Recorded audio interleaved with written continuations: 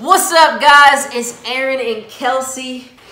Thank you for tuning in. Here we are talking about how to argue as a couple. This is part 2 of our series. And don't forget to like and subscribe and comment down below. Yeah.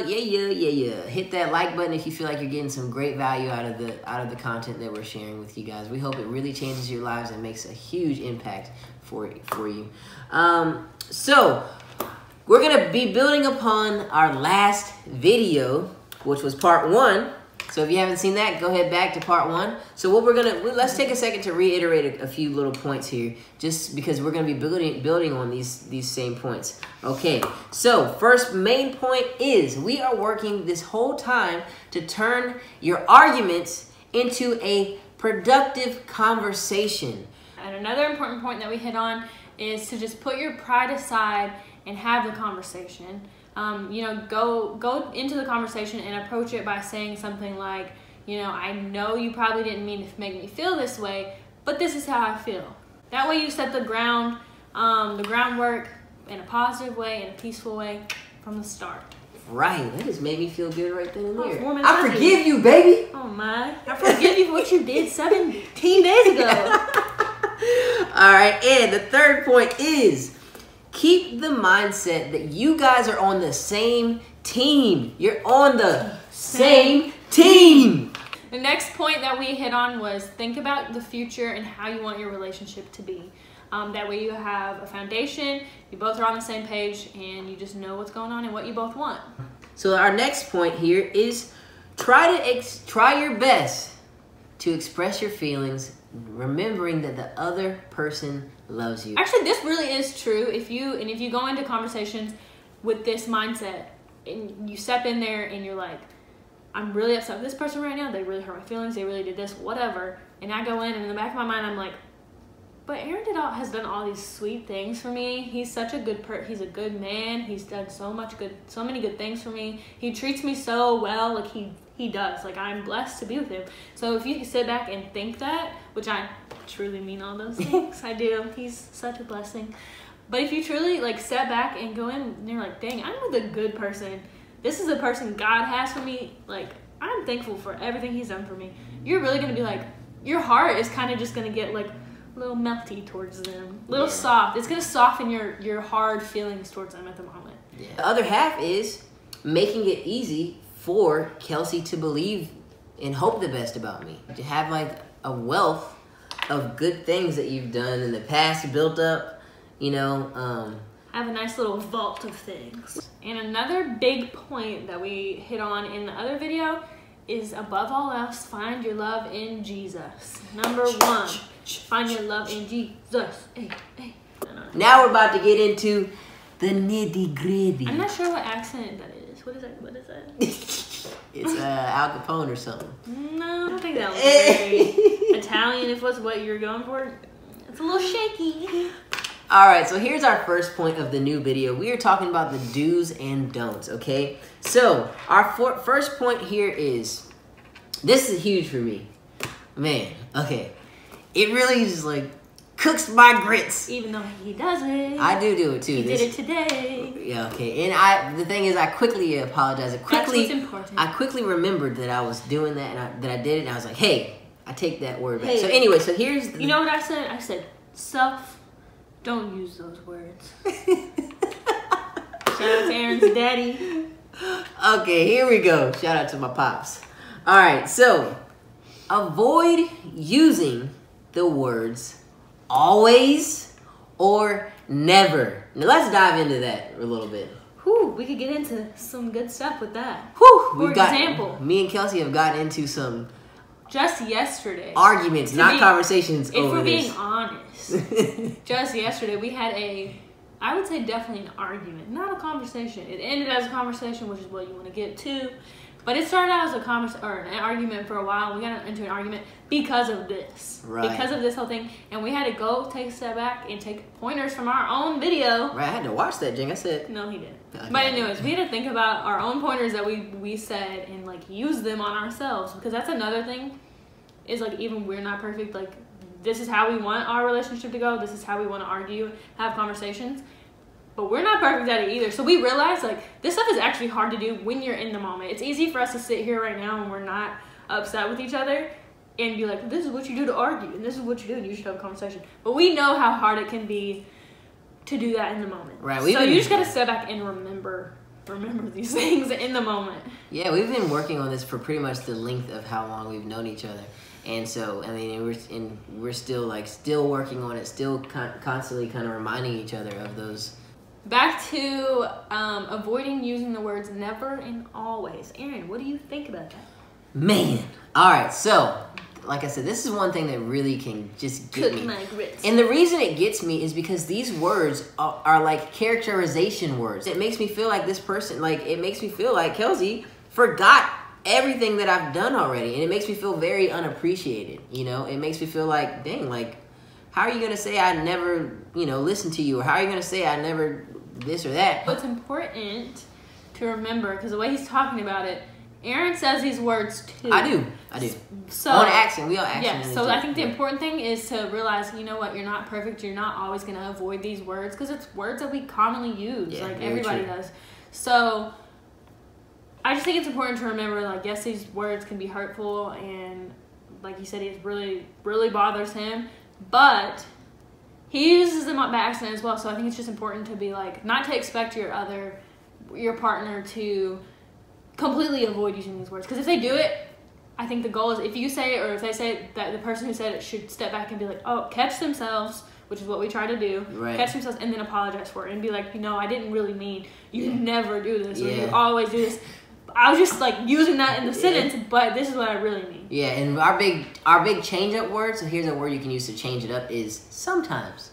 I feel like sometimes you're not really listening to me. I feel like sometimes, like, you're not paying attention to this or that, or, just sometimes it's kind of a better word that doesn't totally characterize your partner and make them feel like everything that they did has been for naught, basically, because it's like this one situation encompasses it all, and so that, like I said, that just really makes me personally feel really unappreciated, and I think Kelsey the same way. It makes her makes anybody feel unappreciated when you use those types of words. It's like never, always. I think they should be totally cut off from our conversation, but as we just said as well, nobody's perfect. We've been using these words since we've been growing up, so in other words, also, we have to have grace for each other. We have to have grace. Yes. Have grace for your significant other when you're having these conversations. Okay, that was weird. My eyes did something strange there, I feel like. Okay, so our final point for this video is always find something to apologize for. You can always apologize for something. Why did you whisper that? Because sometimes I'm just like, it's, the louder voice in my head is like, don't say anything. You didn't do anything wrong, Aaron. But the more the whisper, probably like the voice of God is saying like, hey, this person was hurt as well by something that you did most likely. So you could probably find something to apologize for. So pay attention to that little whisper. It's just a little tappy tap. Pay attention to that little whisper that you... You got a little angel here on this side. I got 2 angels. I ain't got no devils. I'm saying a little... in cartoons and stuff, when they have like a little angel pop up on this side, it's like, do this. And this one's like, hey, fam, I don't know about you, but I'm feeling 22. You know what I'm saying? Let's go party. All right. So let's talk about this though. Always find something to apologize for. How hard is that for you? Is it hard for me? I think it's gotten easier the older I've gotten. Not that I'm old, because I'm not. But I think as the years progress, I'm just like, bruh, just say you're sorry. Even if you really don't feel that sorry, you should probably still say it. But also don't do a disingenuine sorry. Don't be like, sorry. That is so awful. I hate that. Anyways, it doesn't make anybody feel good. It's actually worse. So don't apologize unless you can do it genuinely. But the reason you can do it genuinely is because we all know we're not perfect. Right, and you love the other person. Yeah. You, at the end of the day, you really don't want to hurt that person. Even if you think that what you did shouldn't have hurt them. Even if it did, you can still apologize for it, you know? Yeah. And like I said, I think the older I've gotten, the easier it's gotten. And also, that's another thing, just stepping back and realizing like things from a big picture. Okay, how hard is it for you to just say, I'm sorry? Like, okay, yeah, you got to put your pride aside, but this is the person you're in a relationship with. This is the person you're going to be with forever. Like, I think you can put your little pride aside for a second to preserve a relationship, you know? Yeah. Yeah, it's always nice for both people to apologize too, because even if you're the one that's hurt, you can still apologize and be like, you know, I'm sorry for, you know, maybe just like blowing this out of proportion or just being not hoping the best. Right. So you both can apologize at the end of the day. And honestly, really, you should not be in a relationship if you cannot put your pride aside. Man, woman, whoever. Everybody should be able to put their pride aside for their partner. Like, right. Don't be in a relationship. Sorry, like I'm not trying to be rude, but you really you're not mature enough to be in a relationship if you can't put your pride aside. Yeah, because then you won't be able to love fully. You won't be able to love like 1 Corinthians 13 says. You know, like love is being patient, being kind. You know, being forgiving and loving your neighbor as yourself. Because guess what? You forgive yourself all the time, don't you? And you say sorry to yourself. Probably, I'd be like, Kelsey, I'm sorry for eating too much food and hurting you. I'm sorry that you hurt now, but I really liked it. But I still apologize for myself. Yes. Yes. All right, guys. So that's our part 2 of how to argue as a couple. We hope that you guys got some good stuff out of it. If you did, make sure you like down below. And subscribe. Yeah. Subscribe. Comment down below. Also, if you have any prayer requests or anything you want, comment them down below if you feel comfortable doing that. And when we say that, we're like genuinely like, we really will be praying for you. For sure. We really will. So we'll add you to our list. Yes, you can also DM us on our Instagram accounts. Down. Or on our Facebooks, me at Aaron Brave, her at Kelsey Yates. YATES. Right. Hey. Let us know if you have how you and your significant other argue. If you got any good pointers, if you got any good tips, we would love to hear them. So thank you guys so much. You've been watching Aaron and Kelsey. Brave. We love you. Almost. Also, we want to give you this opportunity before we leave. If you have not had the chance to accept Jesus into your life, He is ready and available. He is right here, right now. So if you would like to accept Jesus into your life, He will change your life around. All you got to do is repeat these words after me. Jesus, please forgive me for my sins.